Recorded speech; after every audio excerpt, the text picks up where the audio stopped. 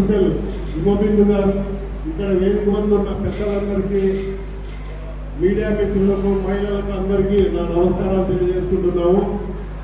ఈరోజు ఈ కార్యక్రమం జరపడం అంటే ఆశామాష కాదు. ఈ కార్యక్రమానికి ఎంతో తోడ్పాటుగా ఈ పెద్దల ముందుండి చేయడం సంతోషకరము. సంచార జాతులనే కులాలకు ఫస్ట్ గుర్తింపు తెచ్చినది తెలుగుదేశం పార్టీ.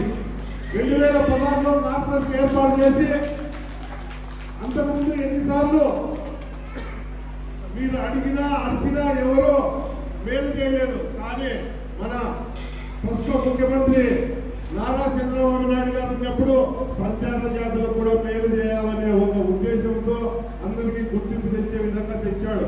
కానీ మళ్ళా ఇప్పుడు 2024లో ఎమ్మెల్యే మనకి ఇక్కడ జయరాం గారు కూడా అసెంబ్లీలో ఈ విషయం పైన ప్రస్తావించాల్సిందిగా ఈ సభాముఖంగా ఆయన కూడా మనవి చేసుకుంటున్నాము.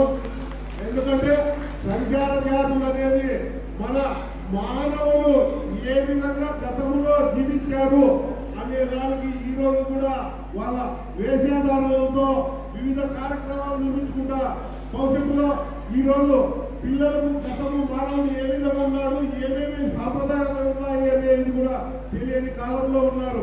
అలాంటిది మీరు సమాజానికి ఒక బాటసారిలాగా, ఒక తోడుగా ఈ విధంగా ఉన్నాము, గతంలో ఇట్లా ఉంది ఈ విధంగా అనేది చెప్పడం జరిగింది. అదే విధంగా పోతే ఇప్పుడు అందరితో పాటు పెన్షన్లు ఇస్తున్నారు ప్రభుత్వంలో. కానీ కళాకారులకు పెన్షన్ కావాలని అడుగుతున్నారు. అది కూడా ఎమ్మెల్యే గారు అసెంబ్లీలో చర్చించి మా దృష్టితో మేము కూడా సీఎం చంద్రబాబు నాయుడు గారిని అడిగి వాళ్ళకు మేలు చేసే విధంగా చూస్తాము. ఇలా పోతే ఇంకోటి ఇందాక అడిగారు, మాకు సపరేట్ గా కాలనీలు కావాలని. ఇంకా సపరేట్ కాలనీలు వద్దు, మీరు కూడా చిన్న శ్రమంతులు, మా సోదరులు, మా సోదరులు, మీరు సపరేట్ వద్దు, అంతా కలిసిమెలిసిగా జీవిద్దాం. ఎందుకంటే ఇంకా అలాంటివి వద్దు. అధునాతన కాలంలో కార్యక్రమాలన్నీ మార్పు చెందినాయి. ప్రతి ఒక్కరూ అందరికీ రక్తమే ఉండేది, అంతా సమానమే, మీరు వేరు మేము వేరు కాదు. ఇది గుర్తుపెట్టుకోండి. ఈ నినాదం మన ముఖ్యమంత్రి చంద్రబాబు నాయుడు గారు అయితే, అదేవిధంగా మన లోకేష్ బాబు గారు పాదయాత్రలో కూడా మీ కష్టాలన్నీ విన్నారు.